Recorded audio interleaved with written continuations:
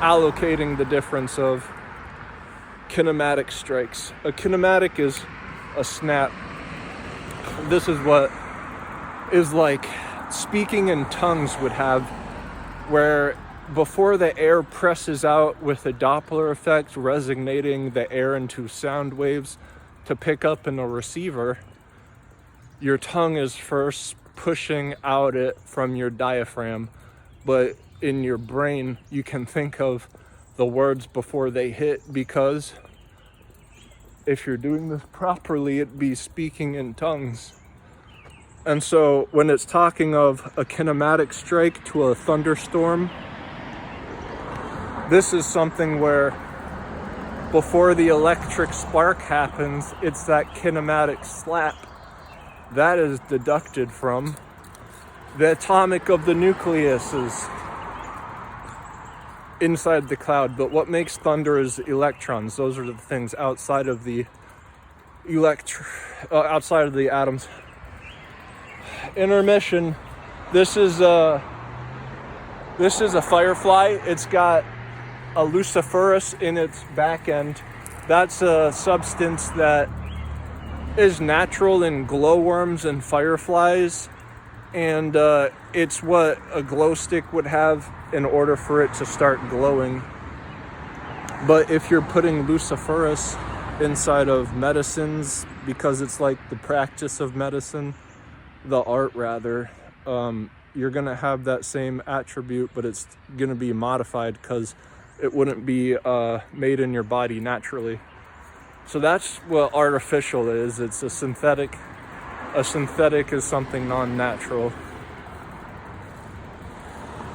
But the capability of, once again, the kinematic reading would be in the thunderstorm.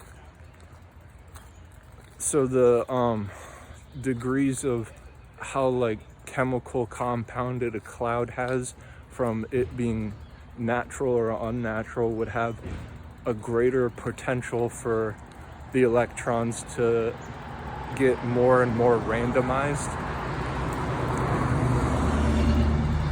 And the more randomized they are, it's going to be a bigger crack of thunder because it would have a greater offset. That greater offset is oddly similar to how plants' roots absorb. This would be through kinematics. Really closely to electric, but it isn't. It's the absorption rate of water through the groundwater going into the rooting system. So that is the absorption rate. The electric thunderbolt is an emission. Propping the two together through kinematics, you can actually output what it would be for the stronger nuclear force to deduct both. Now, I mentioned I was going to reference seasons, and this is something important because it kind of connects the two perfectly. The amount of hot and cold temperature is iconically winter and summer. But how about spring and fall?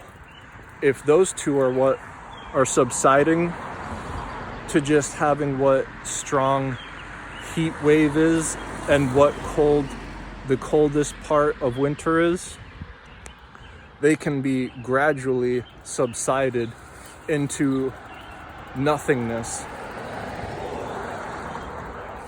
by midnight and high noon of each day leading up to summer and winter. The more that those are arbitrary, it would absorb in and admit out what's being taken away from fall and spring.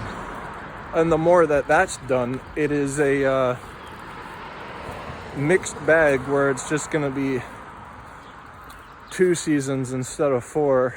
The quality has gone astray. This is like death by 1,000 cuts. If you know the pressure point of a person's body, you can do it so gradually that they wouldn't even know it.